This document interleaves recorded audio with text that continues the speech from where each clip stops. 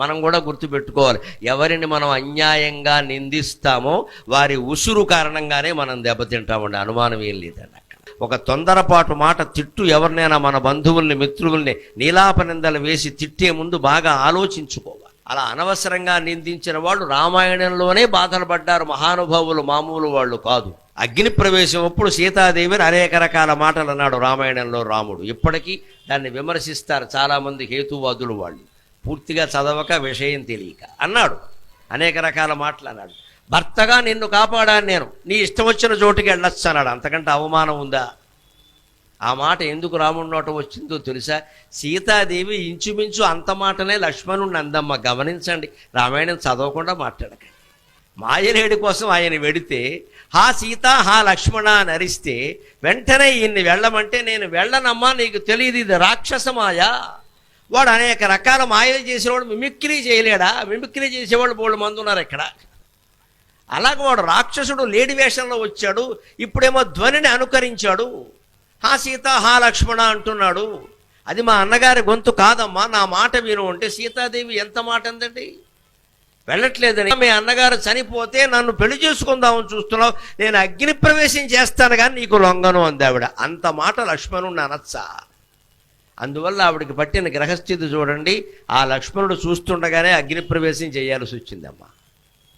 అనవసరంగా లక్ష్మణుని నిందించినందుకు దాని ఫలితం సీతాదేవికి తగిలింది కదా. లక్ష్మణుడు కూడా తక్కువవాడు కదా, ఆవేశపరుడు. అసలు వీళ్ళకి రాముడు అన్నగారు కాకపోతే ఆయన చరిత్ర మరో రకంగా ఉండేది. లక్ష్మణుడు తక్కువవాడు కాదు, అన్నగారు మంచివాడు, బాగానే ఉంది. భరతుడు అన్నాడు అదే మాట. అయోధ్య నుంచి భరతుడు ప్రత్యేకం రాముడిని తీసుకెళ్ళడం కోసం వస్తే ఆయన సైన్యంతో సహా వచ్చాడు. వస్తుంటే పెద్ద బాజా భజంతులు ఏదో సైన్యం అన్నాక మన డమడమలు అన్నీ ఉంటాయి కదా, చప్పుళ్ళు వినపడితే రాముడు ఏమన్నాడంటే, లక్ష్మణ ఎవరో హడావుడిగా వస్తున్నారు, మహారాజులో ఉంది, సైన్యంతో వస్తున్నాడు, ఎవరో చూడవయ్యా అన్నాడు. పక్కనే ఉండే తాడి చెట్టు ఎక్కాడు లక్ష్మణుడు. చూశాను తెలిసిపోయింది భరతుడని.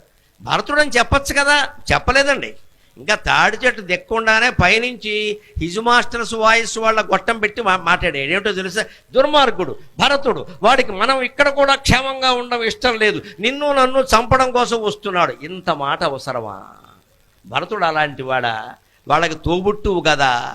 ఆ భరతుణ్ణి అనుమానించి మాట్లాడిన ఫలితం లక్ష్మణుడిని కొట్టేసింది. లక్ష్మణుడిని అనుమానించి మాట్లాడిన ఫలితం సీతాదేవిని కొట్టేసింది. సీతాదేవిని అనుమానించి మాట్లాడిన ఫలితం రాముణ్ణి కొట్టలేదు, ఎందుకంటే ఆయన అనుమానించలేదు.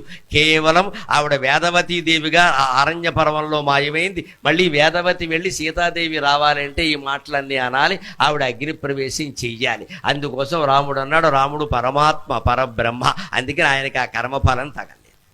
మనం ఒకవేళ ఎవరినైనా అనవలసి వచ్చినా మనస్సులో ఏమీ లేకుండా బయటికి అనాలి కాబట్టి అన్నాం అనుకోండి, దాంట్లో ఇబ్బంది లేదండి.